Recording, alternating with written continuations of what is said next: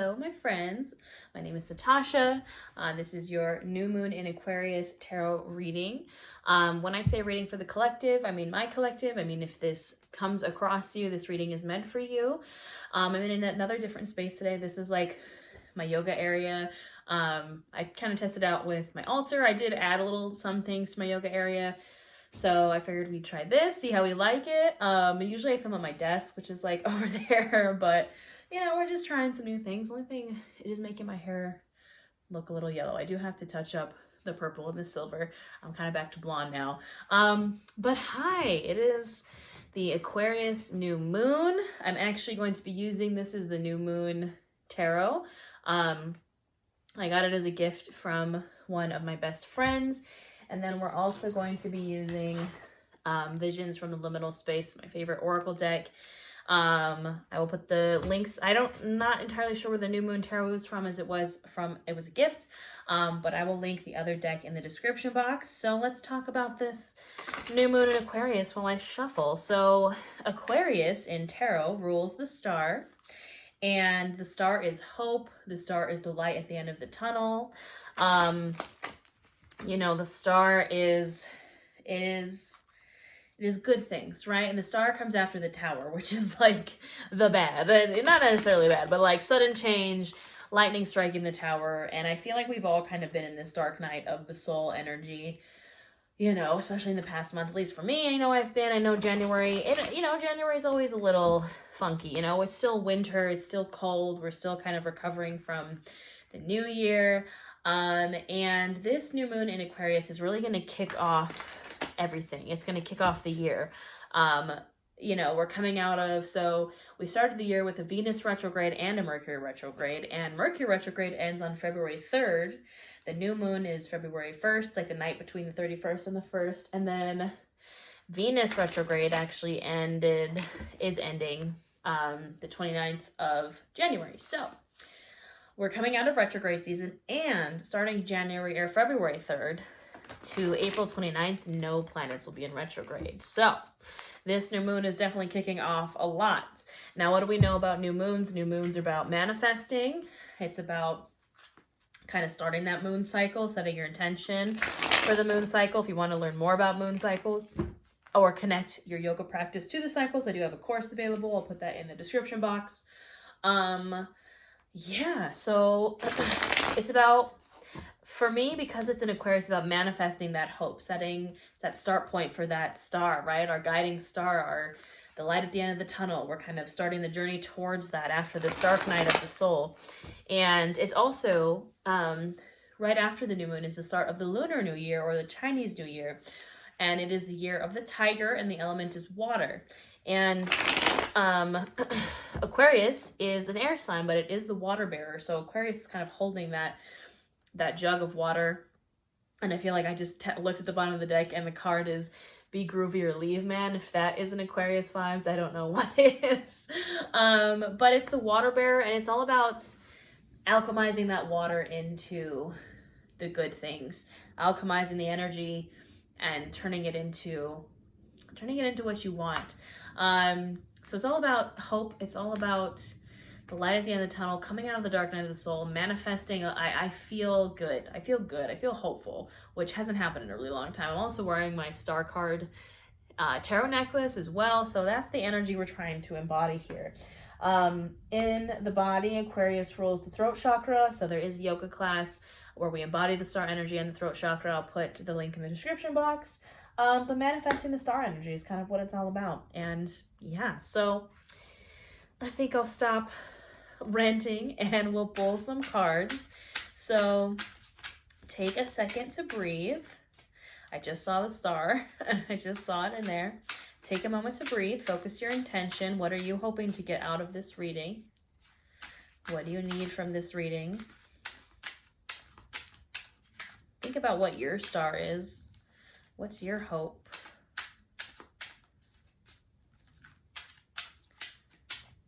Take a deep breath.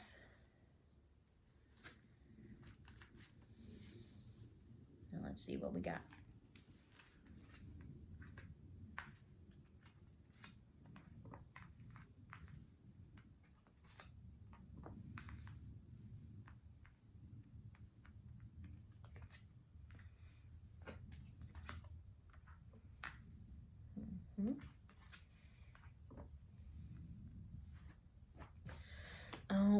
Knight. I was hoping we'd pull the Star, but I don't see her anywhere just yet.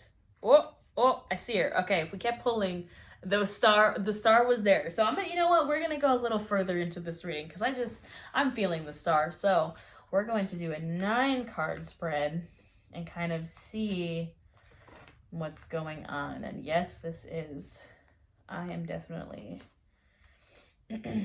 yep, there she blows. There's the Star. All right, so, yep. All right, we're going to turn this around and we're going to get into it and talk about what all these cards mean. I have here the Knight of Swords, the Queen of Cups, the Emperor, the Queen of Swords, 6 of Swords, 4 of Swords. Lots of swords. That air energy is coming through strong. 3 of Swords, 5 of Cups, and there is the Star. There she is. I knew it was coming. I could like feel it. I was like, it's there. At the bottom of the deck, we had Temperance. This is the card of Sagittarius. And yeah, so there is our spread. I'm doing this on my little Ouija board carpet from Killstar, so switch it up a bit. But let's talk about it. Let's get into it. All right, my friends, let's get into it. So I'm feeling, because I did do a 9-card pull, I'm kind of feeling past, present, future as far as the different columns. So I think that's what I'm being kind of drawn towards. So let's talk about it. In the past, it's all swords. It's Knight of Swords, it's Queen of Swords, and it's 3 of Swords. So it's all swords here. Also appreciating the snakes. You'll see it in the yoga class, but I did just get a snake tattooed on my sternum. So we're feeling the snake vibes. I also feel there's lots of snakes here. And what are snakes? Snakes are a representation of transformation, right? Shed the skin and have the new. And so in the past, swords gets kind of a bad rap of being kind of like, I don't want to say the worst suit in the deck, but swords is harsh energy. This is feeling very like harsh, cold winter energy, which is where we were. This was kind of our dark night of the soul, essentially. The 3 of Swords is heartbreak, breakups, just 3 of Swords usually is like 3 swords into a heart. It's your heart is broken. Something happened that caused your heart to break. And I think it's because we were in this Knight of Swords, Queen of Swords energy. And you can tell these two are very similar cards, right? They both have kind of the deer and the snake, and it's almost like that tree on the Knight of Swords is kind of dying, and, the Queen of Swords, it's loner energy. We had the 3 of Swords. Maybe we lost somebody, maybe, a breakup, or we kind of went into that lone energy. And, the Queen of Swords, she's called the Ice Queen. She is like, she takes that sword and she will cut you off if she doesn't like, what's going on. And we needed that though, right? We needed that. The Knight of Swords. Swords is the suit of mental energy, of intelligence, of like new thoughts. And for the Knight of Swords, he's kind of known as, and I say he, just don't mean any gender, just the Knight of Swords is it's called the lightning pony. It's very like, the sword comes down, lightning strikes. It's that new kind of way of thinking, I think, that led us to the Queen of Swords. We went through that heartbreak, something happened, and we had that new thought process of like, I'm going into that Queen of Swords energy. I'm cutting people off. I am kind of isolating myself, and, I noticed the Queen of Swords, the background of this card is black. The other 2 are white. This is solitude, kind of cutting off everyone around you to go into that place. And we needed it though, right? We needed it. The 3 of Swords is unfortunate that we had to go through that, but I think the dark night of the soul, we kind of needed that to be alone. We needed to be alone to process our 3 of Swords, and we had to take that Queen of Swords energy and just kind of isolate and kind of go through it alone. But in the present, we have the Queen of Cups, the 6 of Swords, and the 5 of Cups. So we are stepping out. I think the Queen of Swords and the Queen of Cups are honestly, they're kind of opposite energies. So the Queen of Swords is very cut off and very like emotionless, whereas the Queen of Cups is the Queen of Emotion. So we have the Queen of Cups, the Six of Swords, and the Five of Cups here. Again, I'm feeling those snake energies, especially with the Six of Swords is a card of migration, of letting go, of moving on. And the snakes are definitely kind of that energy. And so what we're asked to do in the present is move from our Queen of Swords into our Queen of Cups energy. And again, the Six of Swords is that it is moving on, right? And it's lonely. You're lonely. That's this Five of Cups. This is lonely, lonely, lonely, sad, lonely energy. And we're here because it's right after the Three of Swords, right? We had heartbreak, and now this is in the past, this is the present. We had heartbreak, and now because we cut everything off, we cut everybody off, we kind of isolated ourselves. We're sad. We're lonely. We're, I feel it. It's that sad energy, grieving energy. And, I'm right. I had that, this is, very accurate to what I went through in the past month of like cutting people off and just like isolating and dealing with my stuff, going through a heartbreak. And then now I have to move. The Queen of Swords is not where I'm naturally good in, is that sharp, emotionless energy. I'm a Pisces, right? Like I'm the Queen of Cups. I resonate very heavily with the Queen of Cups. And the Queen of Swords was not an energy that I'm used to, but it had to be done. And now I'm kind of leaning back into my Queen of Cups and moving on and healing that grief, that sadness, that loneliness. And then, as we migrate with that Six of Swords, we're kind of moving on. We're moving into the Emperor, the Four of Swords, and the Star. So these are our two major arcana. We also had Temperance at the bottom of the deck. We have the Emperor, the Four of Swords, and the Star in the future. And the Four of Swords generally is a card of rest. Traditionally, it's like a night and he's kind of sleeping, meditation. And I think what it's saying for me, I think we've kind of rested enough, like that kind of dark night of the soul, Queen of Swords, Three of Swords energy. We kind of, maybe not rested, but like didn't take any action. And I don't feel necessarily like completely stopping. Usually the Four of Swords is kind of very like just stop, rest, I think it's more just moving slowly, moving in that Emperor energy of like the Emperor is the boss. The Emperor knows what's up. The Emperor knows what they want. The Emperor is that big boss tapping into the divine masculine energy. And what I'm picking up with the Four of Swords is moving slower and calculated and taking the time to kind of like pause for a moment, meditate, use that Four of Swords energy partnered with the Emperor energy and really think about the decisions you're making. Think about how you're moving forward. Take the time to really lay out your plan, set your foundation, before moving forward. And when we move forward, the Star is coming. We're looking at the Star. The Star is kind of our guiding light here. The Star is it's our North Star. It's our hope. It's our light at the end of the tunnel. And we don't get there by just kind of willy-nilly, like just go. I'm just going to take that first thing that I see. I'm just going to chase that. Like, I'm thinking like side quest. My brain's saying like side quest. So if you imagine like in that tunnel, we're in the dark night of the soul, right? We've been in that Queen of Swords energy. We're kind of starting to come out of it.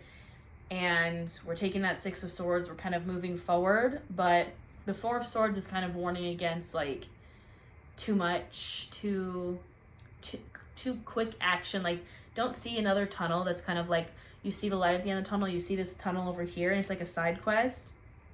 Just don't chase that. Don't chase that like that weird side quest that like could have something done rapidly. It could go very fast. But we want to stay in our Emperor energy. Slow and steady wins the race is what I'm hearing. Is focusing on that northern light, that guiding star, the star at the end of the tunnel, light at the end of the tunnel, and tapping into our Emperor energy, our Four of Swords energy of like meditation, of taking the time to think about, what do I really want? I really want that light at the end of the tunnel. Is the side quest really that important? No. At the bottom of the deck, we have Temperance, which is the card of balance and moderation. Moderation, patience. Again, it's that very slow moving energy. We want it to go fast. We want fast, but this is telling us the hope and the star and the light at the end of the tunnel is coming slow. Moderation, slow and steady wins the race. So there's that card. So I feel pretty good about it. I feel good about coming out of the Queen of Swords energy, morphing into that Queen of Cups, and then finally, it's like almost I'm seeing like a Pokemon evolution, like Queen of Swords to Queen of Cups, finally the Emperor. So yeah, let's pull some oracle cards and see if we can get more clarification here on what's happening.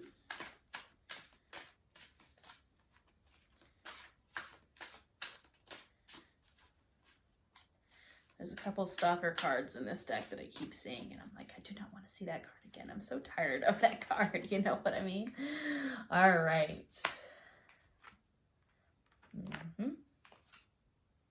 Love it. I feel like I should pull more just because I did a 9-card spread. We're feeling it. We'll go a little bit more today. We'll pull 6 oracle cards and see. Beautiful. All right. There's some new cards that I haven't seen before, so I'm going to get the guidebook and see what that says, because this oracle deck is still pretty new to me. But it feels good. Feels good. Let's see what we got here. All right, so we have Rewritten History, 11:11, love to see it. Until the Day Breaks and the Shadows Flee Away, which I believe we had in the previous reading. Butterfly Dreams, Down in the River, An Eye for an Eye, look at that. And at the bottom, Life is Beautiful, Life is Meaningful. So I'm going to grab the Oracle deck guidebook, and we're going to check out, I know what some of them mean, but some of these are new cards to me, and we're going to see what it is together. All right, my friends, I did grab our little guidebook for the Oracle deck, and it feels good. I'm going to kind of tell you what I'm intuitively picking up from the cards, and then we're going to read some snippets from the guidebook to see what the artist says about these cards. And first we have on the past, we have Rewritten History and Butterfly Dreams. And essentially what you can see here is these are kind of books that are burning. And then we have the cocoon coming into a butterfly. And this is in past. And I think what we're trying to do, and what this is kind of warning against, is you don't need to rewrite the history. I know we want to. I know it would be great if we could burn those books of the past and forget about that heartbreak we went through, but you can't. You cannot rewrite history. This is kind of warning against doing that. You have to keep that with you. And it's heavy and it's a burden, but book burning, we don't like that, right? We don't want that. We don't want to burn what we went through, because it inevitably gave us a lesson, and it kind of gave us the cocoon or the chrysalis that we needed to turn into a butterfly. The transformation energy is very strong in this reading, and Butterfly Dreams is proving it. You have to kind of go into that cocoon, that Queen of Swords, cut everybody off, go into isolation so you can transform. And it does us no good to forget about history. It does us no good to block that out. We needed it. We needed it to transform. So those are in the past. Now in the present, we have 11:11. So manifestations coming through. I've really been feeling this energy. Keep an eye out for 11:11. You know, it means you're on the right path. And Down in the River. And I did look up the meaning of this. I've never pulled this card before. It is a new card for me. It is that water energy, and essentially in the guidebook it says that water is cleansing. We need to cleanse. We need to cleanse to be reborn. Right next to Butterfly Dreams, right on top of that 5 of Cups, we need to cleanse that grief, that sadness, cleanse that energy with water. Aquarius is the water bearer, and 11:11 served up to you on a platter. Those manifestations are coming. We just gotta, we almost like we're preparing ourselves almost like for it to come through. We need to cleanse ourselves. We need to wash all kind of, you know, that 3 of Swords away. And if we can do that, we have Until the Day Breaks and the Shadows Flee Away. It's literally the star is like up there in the corner, right? It's the sun, but like you can almost like line these up directly, where the star is coming, the light at the end of the tunnel is coming, the shadows flee away, the day is going to break, right? But patience. It's over that Four of Swords. It's going to take time. And an eye for an eye is a warning again against this. It's that same, it's like the rewritten history. It's kind of like an eye for an eye, and rewritten history is warning us against trying to erase the past or trying to use the past as a justification for some bullshit. You know what I mean? It's an eye for an eye is not what we want. It's not the energy we want. I think the Four of Swords now is trying to warn us to think about before we're trying to chase justice or injustice, or chase revenge, or take an eye for an eye because we were treated unfairly with our Three of Swords and it wasn't fair and it sucks that we had to go through it. Don't do this. The Four of Swords, that side quest that you see where the universe might give you a little opportunity to get an eye for an eye, to get that kind of revenge. No, use the Four of Swords to take that second to think about it, to meditate on it, and do not go down that path. You got to tap into your Emperor energy. Let me just read what it says for an eye for an eye, because I thought it was interesting. An eye for an eye is a false teaching. Revenge masks justice, a breeding ground for curses and an assault on the Divine Mother. It is to be burned with the idols or simply put down in favor of peace, which is what the Divine Mother would do. An individual or societal concept of fairness and the universal force of justice are not synonymous. So stop chasing revenge for that Three of Swords. Let's see what rewritten history says, because I think those kind of have this same energy. There's like a really long description, and it says, too long didn't read, or TLDR, keep receipts for everyone's sake. What can be so dangerous in a book or about a truth that would call for its annihilation? Under what circumstances would a highly intelligent nation burn its books?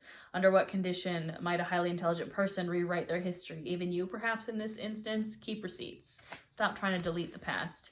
Like, know that it's there, know that it happened, stop trying to delete it, right? Let's see, 11:11.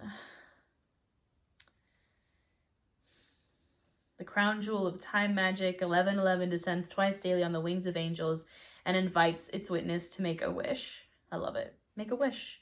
The star card is giving that wish energy. Down in the river, that one was really good too. If you listen, you will hear the water calling you back again and again. If you find yourself lost, make your way to the river. Intuitively and historically and collectively, the river is known as a place to pray, to be reborn, to release burdens, to seek ease. We love it. We love to see it. So stop trying to forget your past. We needed it to get to where we are now. Move on, go down to the river, cleanse with water is coming up very heavily. Be the water bearer, cleanse with water, alchemize with water. Keep an eye out for that 11:11 and focus. Use that Four of Swords to determine, we don't want to chase that eye for an eye energy. We don't want it.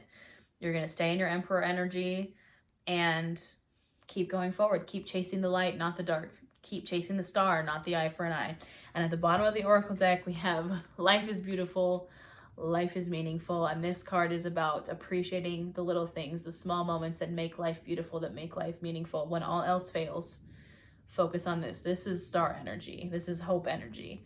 Focus on the hope.